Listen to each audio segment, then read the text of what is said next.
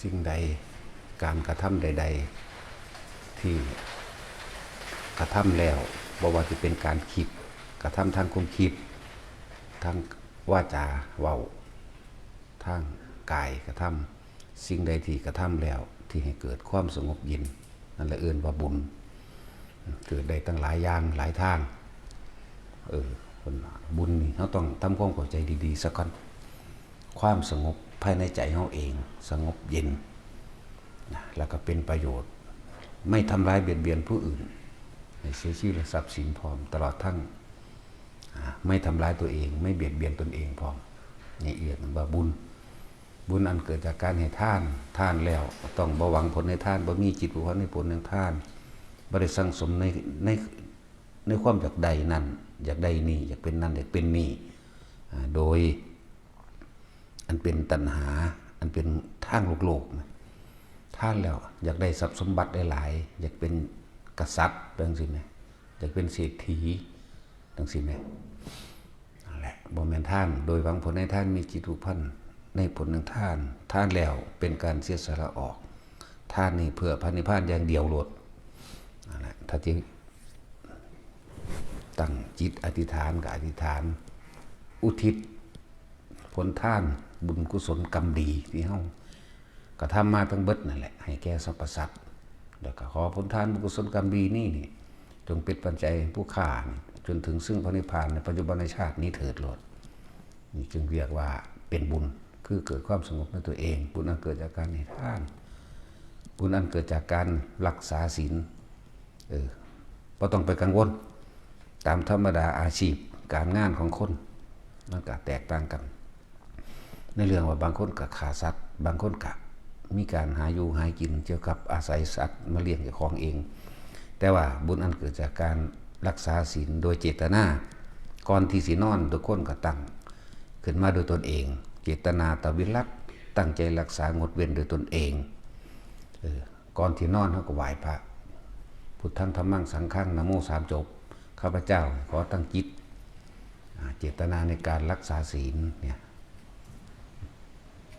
งดเว้นจากการฆ่าพระเจ้าจากไม่ฆ่าสัตว์ลักทรัพย์ประพฤติผิดในการไม่โกหกไม่ดื่มสุราละเมลัยตั้งแต่บัดนี้เป็นต้นไปจนกว่าข้าพเจ้าจะตื่นนอนแล้วเลิกกันกิจทั้งนี้มันก็เกิดความสงบในตัวเองแล้วเป็นบุญไปบุญนั้นเกิดจากการให้ทานบุญนั้นเกิดจากการรักษาศีลแล้วก็บุญอันเกิดจากการให้ส่วนบุญถึงเฮาได้รับความสงบภายในเย็นใจของเฮาแล้วข้าพเจ้านี่สงบจิตเย็นใจแบบใดขอให้สัตว์ทั้งหลายจงได้รับความสงบจิตเย็นใจความผ่อนคลายความปัสสัทธิความไม่กังวลกับเรื่องใดๆนี่ขอสัตว์ทั้งหลายจงได้รับความสงบเย็นนี้กับข้าพเจ้าเถิดมีเอื่นว่าบุญอันเกิดกันจากการให้ส่วนบุญนะแต่ว่าบ่ต้องไปแลกบ่ต้องไปหวังอย่างอื่นนะบุญอันเกิดจากการชักชวนบุคคลผู้อื่นมาทำบุญนี่บวยยาวัจจะไม่เขาจะเอื่นบุญอันเกิดจากการชักชวนบุคคลผู้อื่นมาทำบุญให้ทานบุญอันเกิดจากการค้นขวายโดยทางบุญชักจูงชักชวนพาเข้าไปฟังธรรมบุญไปทำนั่นนี่หรือบุญอันเกิดจากการให้ธรรมะเป็นทานคืออย่างนั้นเขาแนะนำว่าให้ฟังพระองค์นั้นเด้อหลวงปู่องค์นั้นเด้อหลวงตาองค์นั้นเด้อนี่ก็เอิ้นว่าให้ธรรมะเป็นทานเหมือนกันแนะนำเดี๋ยวแนะนำหรือแนะนำสิ่งที่ตัวเองรู้มาแล้วนี่คือก็เอิ้นว่าบุญเกิดจากการให้ทานบุญอันเกิดจากการโมทนาส่วนบุญผู้อื่นหมายถึงเฮาเห็นเขาทำบุญเฮาเห็นเขาทำคุณงามความดีอันใดก็แล้วแต่เฮานี่มีจิตใจเขาไปร่วมยินดีกับเขาคำว่าโมทนาแปลว่าร่วมยินดีดีใจปราบปลื้มใจมีความรู้สึกดีกับสิ่งที่เขาเห็นนั่นเองแม้กระทั่งว่าเฮาเห็นเขารถมันตกขี้ตมตกลมมีคนอีกกลุ่มหนึ่ง4-5 คนไปซอยดันรถกันขึ้นสุกรถยู่รถขึ้นออกจากลมนั้น เฮาก็มีความยิ้มแย้มแจ่มใสเบิกบานนํเขาเองนั่นแหละเอิ้นว่าโมทนาบ่หันตะกล่าวคำแต่เกิดความรู้สึกว่าดีใจภูมิใจนํเขานั่นแหละบุญอันเกิดจากการโมทนาส่วนบุญผู้อื่นเห็นคนไปวัดแล้วก็นึกอิ่มอกอิ่มใจขึ้นมาในตนเองเลยเนี่ยเห็นคนไปวัดไปให้ทานไปรักษาศีลเห็นพระสงฆ์องค์เจ้าย่างไปตามถนนหนทางหรือในวัดแม้กระทั่งการได้ยินเสียงสวดสาธยายสวดมนต์มื้อนี้สาธยายคำสอนพระพุทธเจ้าก็เกิดความดีใจไปน้ำเขาเจ้านี่เอิ้นว่าบุญอันเกิดจากการโมทนาเห็นเขาให้ทานพาก็นึกอิ่มอกอิ่มใจน้ำเขาเจ้าเกิดความปลื้มขึ้นมาในตัวเองเอิ้นว่าบุญอันเกิดจากโมทนาเห็นเขาถวายวิหารกุฏิเฮ็ดสวมเฮ็ดถนนถวายผ้าป่าหรือหลายๆอย่างในการที่เห็นเขาเจ้าซอยเหลือซึ่งกันและกันเฮาก็เกิดความอิ่มอกอิ่มใจนั่นเอิ้นว่าโมทนาโมทนาส่วนบุญยินดีเนี่ยเฮารู้จักแต่ว่าสาธุสาธุไปว่าดีแล้วในภาษาตรงๆมันแต่ว่าแค่เฮาเห็นปุ๊บเฮาบ่ได้กล่าวคำว่าสาธุก็ได้เกิดความดีใจนำเขาเจ้าดีใจนำอิ่มใจนำใจจิตใจเฮาผ่อนคลายปัสสธิผ่อนคลายเกิดความอิ่มโอ้ยแต่เป็นคนทั้งโลกนี่เป็นจังซี่เบิดคือสิดีเนาะนี่ก็เป็นโมทนาแล้วบ่หาแต่ว่าสาธุก็ได้ บุญอันเกิดจากการโมทนานี่นะมันเฮ็ดให้เฮาบ่อิจฉาริษยารู้จักบ่เฮาสิเป็นคนที่บ่อิจฉาริษยาผู้ใดบ่ย้านไผได้ดีนั่นแหละอานิสงส์มันก็มีมากเห็นบ่หลายอย่างพุ่นดอกในแม้กระทั่งเทวดานางฟ้าทั้งหลายบางคนก็บ่มีวัตถุทานบ่มีวิธีที่ไปทำแม้กระทั่งคนยากคนจนขอทานเห็นนั่งวิสาขามื้อนี่แหละไปทำทานแต่ว่าโดยความเป็นตะขอทานบ่กล้าเข้าใกล้เขาได้ตะนึกอิ่มอกอิ่มใจอยู่นำเขาเจ้าสาธุเด้อนะในใจนั่นแหละเห็นเขาเจ้าแค่เดินทางไปวัดซื่อๆครับเกิดความอิ่มอกอิ่มใจนำแล้วนั่นเขาเจ้าโมทนาเห็นผู้ใดไปวัดก็ตามเห็นผู้ใดไปให้ทานพระสงฆ์องค์เจ้าไปจังซี่ก็เกิดความอิ่มอกอิ่มใจนั่งนั่นตายแล้วพุ่นไปอยู่สวรรค์ดาวดึงส์พุ่นบางคนได้สูงกว่านั้นโดยซ้ำไปนั่นแหละนี่แค่ว่าโมทนาเด้นี่บ่ได้มีอีหยังทานนำเขาแต่ว่ามีความยินดีมีความปลื้มใจโอ้ยเฮ็ดจังได๋กูสิมีโอกาสเฮ็ดได้นะด้วยว่าเป็นคนต่ำต้อยเป็นขอทานเป็นอีหยังที่สังคมรังเกียจแต่ว่าก็ขอโมทนานำพระเจ้านั่นแหละมีอานิสงส์มากพวกเขาจังว่า พระเฮ็ดอีหยังที่มันเป็นกุศลเป็นประโยชน์ต่อคนหมู่มากส่วนรวมจังซี่โมทนานำพระเจ้าโลดอย่าอิจฉาเขาเถาะนะบ่ต้องไปอิจฉาเขาเฮ็ดอีหยังก็แล้วแต่เขาไปเฮ็ดโรงทานจังซี่สาธุเห็นเขาไปซอยเหลือน้ำท่วมสาธุไปเรื่อยมีความอิ่มเอิบในใจของเจ้าของเองโอ้ถ้าเกิดเหตุผิดภัยบ้านเมืองต่างๆที่คนทางใดได้รับทุกข์ต่างๆเราเห็นคนซอยเหลือกันมันอิ่มเอิบขึ้นมาโลดเด้มันปลื้มขึ้นมาโลดนั่นแหละมันชินจนว่ามันเป็นเองเลยอันนี้จังไงทุกคนเป็นจังซั่นมันเขาสิท่านหน่อยสิท่านหลายมันเขาผู้อื่นมันเขาสิท่านแข่งกระชังแต่เฮาบ่สนใจตรงนั้นเฮาแต่มันดีแล้วเป็นเขาท่านแข่งกันเอาหน้ากันกระซังเขาเฮาบ่เอาหม่องหันเฮาเอาหม่องอย่างเขาก็ทำประโยชน์นั่นมันก็ไปหันจังว่าความอิจฉาริษยาของคนเกิดเพราะว่าบ่ร่วมยินดีกับเขาเวลาเขาทำความดีเฮาก็ฝึกหัดไปมันมีอานิสงส์มากอยู่แต่ระลึกนึกถึงอดีตชาติก่อนเฮาก็เป็นคนทุกข์โมทนาสาธุนำกับหมู่เจ้าฟ้ามหากษัตริย์เขาเจ้าเองชาติก่อนเป็นยาจกบ่ได้มีโอกาสได้ไปให้ทานนำเขาเพราะขอ ท่านตัวเองขอหากินเองมันก็พอแห้งแล้วก็บ่มีแล้วได้แต่รวมยินดีโมทนากับเขาก็สร้างสมมาเรื่อยนั่นแหละบางที่ก็แม้กระทั่งว่าตัวเองสิไปทำความดีก็ย่านเขารังเกียจไปปัดกวาดทางที่พระสงฆ์องค์เจ้าเพิ่นย่างในสมัยการครั้งหนึ่งปัดกวาดหนทางขนาดปัดกวาดก็ได้แอบไปเฮ็ดเอาเด้ว่าย่านเขาเจ้ารังเกียจด้วยความต่ำต้อยปัดกวาดล้านพระเจดีย์ต่างๆปัดกวาดตามถนนหนทางอันใดที่พระพุทธเจ้าเดินทางไปบางบือพระสงฆ์เฮ็ดอีหยังก็ซอยบ่กล้าเข้าไปซอยแบบอยากไปเฮ็ดนำอยู่แต่ว่าบ่กล้าเข้าไปเต็มที่ใจนี่ไปเต็มที่แต่ว่าหูจักในฐานะเป็นยาจกเป็นขอทานแอบเฮ็ดเอาตายไปดูสิทธิ์เพิ่นได้ล่ะสูงใหญ่อยู่ได้ล่ะนั่นแหละยังสั้นแล้วตายจากสัตว์นั่นแหละก็ไปดูสิทธิ์ในจังหวะอย่าอิจฉาหรือเสียกันในผู้ใดทำดีซอยเหลือคนซอยเหลือสัตว์ให้อาหารสัตว์ต่างๆช่วยเหลือพึงซึ่งกันและกันทั้งสี่โมทนาโลดก็เลยว่าบุญอันเกิดจากการโมทนาหายโพดดอกชาติหนึ่งที่ว่าเป็นมหาทุกตะทุกที่ชุดคือบ่มีหยังเลยแม้กระทั่งการที่ไปทำคุณงามความดีร่างกายก็ยังบ่มีกำลังเพราะอาหารต้องสั่นแหละหลายอย่างอยู่ดอกที่แนะนำให้ทุกคนทั้งเบิดนี่ก็เป็นเพราะว่าพวกเขาบ่รู้มีแต่ความเห็นแก่ตัวอยากได้อยากดีอยากมีอยากเป็นนั่นนี่เลยเกิดการข่มเหงและร่างแก่บางชาติเกิดเป็นเจ้าฟ้ามหากษัตริย์มีอำนาจมากสั่งประหัตประหารสังขาบางชาติเกิดเป็นเศรษฐีข่มเหงเอาเปรียบ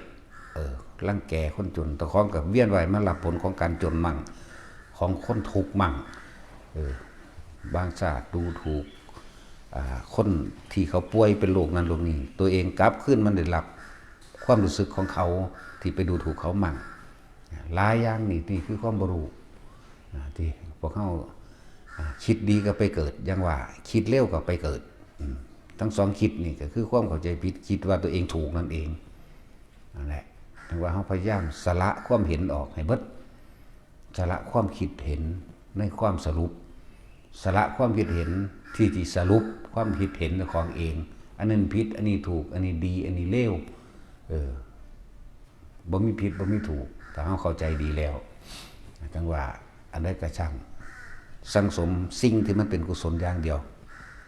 เขาเฮ็ดบ่ทันได้เต็มที่ก็ช่างมันคือเขาบ่อาจสามารถตัดใจออกได้เต็มที่นี่นะหรือเขาบ่อาจสามารถที่ทิ่มครอบครัวทิ้งสมบัติพระสถานออกมาบวชจังซี่ก็ค่อยๆโมทนาไปเรื่อยยินดีนํไปเรื่อยสละความเห็นออกแล้วก็ว่าคนนั้นดีแล้วมาเทียบผู้เลวว่านี่ผู้ดีเลวคนนั้นจังดีแต่จริงๆคืออารมณ์เจ้าของเองที่ไปยืนยันตัดสินว่าคนนั้นผิดคนนี้ถูกมันเลยมีคนดีและคนเลวอันนี้เป็นเรื่องละเอียดอยู่เด้อเขาไปหาดูถูกคนมั่งบางที่เขาก็ยกย่องคนผิดบางทีนะนั่นแหละเพราะว่ามันมีการไปตัดสินบางที่ก็พร้อยตามไปกับเขาพอเห็นแก่ความอยากได้เห็นเขาผิดอยู่แต่ว่าเขาข้างเขาก็มีเดือนเขาก็กราบมาถูกกรรมอันนี้ให้ผลขึ้นคือเก่านั่นแหละเขาข้างคนผิดทั้งสิจังว่าหลายอย่างถูกกาวตูใส่ร้ายด้วยถ้อยคำไม่จริงเกิดจากเข้าไปกาวตูใส่ร้ายเขาเหมือนกันจังว่าการได้ยินได้ฟังเป็นเหตุให้คนที่บ่มีธรรมะคนที่บ่ฟังธรรมคนที่บ่ท่านได้รู้อวิชชาบ่ท่านนี่มันสิมีการได้ยินได้ฟังเห็นให้เกิดการคิดให้เกิดความเห็นคือสรุปความเห็นว่าผิดว่าถูกว่าดีว่าบ่ดีสารพัดแต่ความคิดปรุงแต่งสรรหาแต่คำที่มาเปรียบมาเทียบเพื่อจะยกตนให้คนอื่นต่ำนี่ทั้งว่าจริงแล้วมันก็เกิดขึ้นจากใจเฮาเบิดนั่นแหละแต่เฮาดูอย่างนี้แล้วคนทำดีอยู่ใส่ก็สร้างไผก็ตามบ่เกี่ยวกันให้พวกคนร่วมโมทนาสาธุกับเขาโลดวันการให้ทานรักษาศีลสวดมนต์ภาวนาไปวัดใดก็ตามสร้างวัดเจดีย์ต่างๆเขาจะเอาทานเงินทาน อีหยังร่วมกันเฮ็ดนั่นเฮ็ดนี่ให้เฮารวมยินดีนำเขาเจ้าจนเกิดกลายเป็นอุปนิสัยขึ้นมาเลยเป็นเองเหลียวเบิ่งซื่อๆกับอิ่มขึ้นมาในใจเฮานี่แหละความรู้สึกเกิดอิ่มจนเกิดว่าทั้งโลกนี่มีแต่คนช่วยเหลือกันโลกคือสิบ่แข่งแย่งชิงแล้วก็บ่ฆ่ากันนี่มันสิเป็นขึ้นมาของมันว่าให้ร่วมต่างฝ่ายต่างมีหน้าที่เฮ็ดอีหยังก็บ่ต้องไปอันนั้นนี่กันเฮ็ดหน้าที่ของไผของมันอย่างว่าพวกเขาเกิดขึ้นมากเพราะความบ่รู้นี่แหละตัณหาและอุปทานเฮาเองอย่างว่าค่อยๆเฮ็ดไปสละไปฟังไปแต่ว่าสิ่งที่เน้นอยู่เดี๋ยวนี้ก็คือให้ทุกคนรู้จักคำว่าทรงฌานเจริญฌานให้มันจิตตั้งมั่นให้มันเกิดกลายเป็นสมาธิเย็นนี้ออกจากกายตัวเองเถอะอยู่ในลมหายใจมั่งอยู่ในจุดอุณาโลมในความรู้สึกในกายน่วงๆนิ่มๆเย็นๆยังอยู่หัวมั่งหน้าผากมั่งกลางอกมั่งว่าถ้าเฮาบ่หนีออกจากกายเฮาเองนั่นแหละได้ละคำว่าสมาธิได้ละหนทางแห่งหลักธรรมได้ละเข้าใจหลักจิตผู้ใดหูจิตผู้ใดเข้าถึงหลักจิตคือความคิดถ้าคิดมันบ่คิดบ่นึกไปทางอื่นมันบ่ไปหาสร้างภพจิตถ้าเฮาจับเคล็ดลับว่าจิตไม่มีที่ตั้งแต่ขอให้อาศัยหลักการที่เพิ่นวางเอาไว้คือสติปัฏฐาน4กายเวทนาจิตธรรมคำว่ากายนี่ก็อาศัยลมหายใจคือย่นย่อเข้ามาเป็นจุดเดียวเพิ่นเลยเอิ้นว่าเพ่งอยู่ในฌานอันเป็นอานาปานสติฌานแปลว่าเพ่งเอาจุดเดียวนี่ถ้าว่าร่างกายมันก็หลายสัตว์หลายส่วนจักสิจับจุดใดเลยจับจุดลมหายใจเพราะลมหายใจบ่มีรูปร่างลักษณะตัวตนลมหายใจอาศัยความรู้สึกเย็นเข้าเย็นออกซื่อๆเอิ้นว่าอานาปานสติเป็นผู้มีสติระลึกรู้อยู่กับความรู้สึกที่หายใจเข้าและหายใจออกนั่นมันก็เป็นกายในกายอันหนึ่งแล้วเวทนาในเวทนาก็คืออาการปิติที่มันเกิดขึ้นเป็นกลางแต่เฮาบ่คิดไปถึงบุคคลสัตว์สิ่งของอันอื่นแล้วความรู้สึกอันนิ่มนวลความรู้สึกอันปิติเกิดขึ้นเองเอาจับหลักอยู่แค่นี้กายเวทนาจิตจิตเวทนากายได้แล้วซึ่งหลักธรรมมันบ่ความคิดของเฮาบ่มีที่ตั้งเมื่อบ่มีที่ตั้งมันก็บ่ปรุงแต่งไปตามที่ตั้งที่คิดถึงนั่นเองคำว่าที่ตั้งก็คิดถึงบ้านไปตั้งอยู่บ้านคิดถึงสัตว์เลี้ยงก็ไปตั้งอยู่นำสัตว์เลี้ยงนั่นแหละคิดถึงรถคิดถึงคนผู้นั่นผู้นี่ก็ไปตั้งอยู่กับเรื่องนั้นเรื่องนี้ที่เฮาสิปรุงแต่งไปคิดไม่มีที่ตั้งถ้ารักษาอยู่จังซี่ไปตลอดจนเท่าตายบ่มีปัญหาพวกนี้อยู่กับลมมั่งอยู่กับความรู้สึกในกายตัวเองมั่งเมื่อจิตไม่มีที่ตั้งความคิดก็ปรุงแต่งไปไม่ได้นั่นจึงบอกว่าสมถะทำให้จิตว่างจากความคิดนั่นแหละสะก่อนแต่ตาหูเห็นอยู่วิปัสสนาทำให้ว่างจากจิตคือมันบ่คิดเองจิตบ่มีหม่องตั้งมันบ่ไปคิดนึกปรุงแต่งกับอันนั้นอันนี้อารมณ์เกิดบ่ได้พบก็ดับนั่นแหละนิพพานก็เป็นของยากมันยากเพราะว่าเฮาบ่เฮ็ดกับเฮาคิดเอามันอยู่ในตัวเฮาเองมันอยู่ในลมหายใจเฮานี่แหละอีหยังก็ดีจังว่าพวกเจ้าบ่ต้องไปแล่นหาอยู่ไสดอกพระอรหันต์ในหูดังเฮาในลมหายใจเฮาเองเฮ็ดแนบนิ่งเนียนอยู่กับลมเนียนอยู่กับความรู้สึกในกายเวทนาจิตสติควบคุมหรือสติให้มันเร็วให้มันไวในการกลับมาลมมั่งกลับมาอยู่ในความรู้สึกแห่งกายมั่งเพื่อเรียกว่าจิตในจิตก็คือสติกำกับความคิดนั่นเองจิตกับผู้รู้กับจิตแล้วแต่มันเป็นภาษาสมมติถ้าเฮาอยู่ลมหายใจมั่งอยู่ในความรู้สึกแห่งกายนิ่มนวลบนหัวบนหน้าผากมั่งได้แล้วสำนั้นแหละไปเรื่อยเป็นจนตายพุ่นจิตบ่มีหม่องตั้งคือมันบ่ไปตั้งไปรับรู้อันอื่นออกมาปรุงแต่งในความรู้สึกว่าพอใจมั่งบ่พอใจมั่งพบมันก็ดับพุ่นเฮ็ดไปเท่านี้เฮ็ดเป็นเท่าตายนั่นแหละเพราะว่าเป็นความตายนี่เป็นสิ่งสุดท้ายที่เฮาหนีบ่ได้ความเจ็บปวดยังหาสิ่งมาบรรเทาได้ปวดหัวปวดแขวเป็นบาดเป็นแผลเจ็บไข้ได้ป่วยยังมีหมอยังมียาพอบรรเทาได้แต่ความตายบรรเทาบ่ได้ความตายนี่อยู่กับเฮาตลอดนะความตายนี่เป็นของบ่แน่นอนแต่ว่าตายแน่นอนคำว่าบ่แน่นอนคือบ่ฮู้ว่าสิตายยามใดแต่ว่าตายแน่นอนนั่นแหละจังว่าทุกอย่างก้าวของเฮาความตายมันก็มากับความเกิดแหมนั่นแหละจะคิดเด้ ความเจ็บป่วยมันก็อยู่ในความแข็งแรงนะแต่ความตายนี่มากับความเกิดแน่นอนแหละจังหวะแต่ละคนนึกถึงความตายเอาไว้มั่งตักเตือนสติตัวเองเอาไว้มั่งก่อนที่ไปคิดไปนึกไปทำลายบุคคลผู้อื่นเสียหายตัวเองก็บ่ต้องการเสียหายตัวเองก็บ่ต้องการให้คนมาฆ่าเจ้าของก็ห้ามจะไปฆ่าเขาเห็นอย่างนั่นแหละเพราะทำกรรมใดย่อมได้รับผลของการกระทำนั้นสืบไปเหมือนกันแหละกับเฮาเฮ็ดงานอีหยังไว้เมื่อวานนี่เมื่อวานเฮาเฮ็ดหยังไว้ค้างค่าหยังไว้กลับมานอนนี่หมายถึงตายได้นอนหลับแล้วนี่คนนอนหลับบ่ได้ต่างจากคนตายเด้มันบ่รับรู้หยังหรอกเมื่อวานนี่ตั้งแต่ตื่นขึ้นจนว่ามาฮอดนอนหลับนี่ตายถือว่าตายตื่นขึ้นไปรับผลกรรมนั่นที่ตัวเองสร้างไว้ของเมื่อวานนี่ภพชาติก็เหมือนกันชาตินี้เฮ็ดหยังไว้ชาติหน้าก็ไปรับจังซี่ถ้าชาตินี้บ่เฮ็ดหยังมื้อนี้บ่เฮ็ดหยังหมายถึงจิตเจตนาถูกระงับดับความคิดนึกปรุงแต่งในความอยากได้อยากดีบ่มีละขันธ์ห้าละสัญญาเฮาบ่มีอยู่ในขันธ์ห้าก็บ่มีอยู่ในเฮาแล้วนี่นะรูปเวทนาสัญญาสังขารวิญญาณนี่คือเฮาบ่เข้ามาถือเอาแล้วเมื่อเฮาบ่อยากได้บุคคลสัตว์สิ่งของแล้วมันก็ละของมันเองแม้ตัวเฮาเองก็ละของตาหูจมูกลิ้นกายมันบ่ไปแสดงหรอกมันบ่ไปปรุงบ่ไปแต่งหรอกรูปรสกลิ่นเสียงเฮาบ่ดึงเข้ามาล่ะความคิดนึกมันไปบ่ได้เพราะว่าเฮาอยู่ในความรู้สึกลมหายใจเข้าออกมั่งอยู่ในความรู้สึกนิ่มนวลบนหน้าผากกลางหัวมั่งก็อยู่แค่นี้แหละนะคำว่าละขันธ์ห้าก็ดีส่วนเรื่องร่างกายนี่ปัญญามันรู้ล่ะว่าเกิดว่าตายนะความจริงที่เฮาคือเฮายอมรับ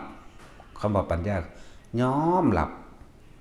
มีบ่พ้นแน่นอนคำว่าตายนี่กูตายแน่นี่เห็นมาหลายแล้วผู้ใดก็ตายมายอมรับในตนเองที่บัดนี้บัดนี้เหลือแต่เวทนาสัญญาสังขารกับวิญญาณแปลว่ารับรู้หรือความรู้สึกหรือรู้ยังไว้ที่สะสมไว้แล้วบัดนี้ถ้าจิตมันบ่คิดบ่นึกมันก็กลายเป็นแต่รู้ซื่อๆรู้โดยบ่มีเจ้าของรู้บ่ได้เป็นเจ้าของรู้โดยบ่เข้าไปยึดมันถือมันฮู้แต่ว่ามันเกิดมันดับเนี่ยมันฮอดบ่มีจิตพุ่นแล้วนั่นแหละจะเฮ็ดไปเถอะเดี๋ยวก็เข้าใจเองดอกมีหรือบ่มีก็สร้างมันเป็นภาษาสื่อสารให้เกิดความเข้าใจซื่อๆจิตไม่มีที่ตั้งมันบ่มีจิตพุ่นล่ะจักบ่ล่ะแต่จิตมีที่ตั้งจังเอิ้นจิตมันตั้งอยู่ไสตอนนี้ตั้งอยู่รถที่เจ้าของที่ว่ามันเป็นของเฮาตั้งอยู่บ้านที่ว่ามันเป็นบ้านเฮาตั้งอยู่หน้าตั้งอยู่เลือกสวนไรหน้ากิจการงานต่างๆตั้งอยู่นำบุคคลผู้นี้นั่นแหละมันจึงเป็นจิตแต่ว่าสู่เพิ่นละแล้วบ่มีจิตมันบ่มีหม่องตั้งมันมีหม่องว่างมันบ่มีหยังเลยเหลือแต่ร่างกายอันนี้พอได้เฮ็ดนั่นเฮ็ดนี่เฮ็ดไปซ้ำตายนั่นน่ะจังว่าเฮ็ดไปเถอะตราบใดที่เฮาบ่ออกจากทางมันนี่ไงมันสิไปไสมันบ่หนีไปไหนดอกนะขอให้อยู่ในทางมรรคเป็นต้นผลเป็นปลายมรรคก็คือทางมรรคกับผลก็อยู่นำกันนั่นแหละถึงว่าเฮ็ดไปเอาละพอ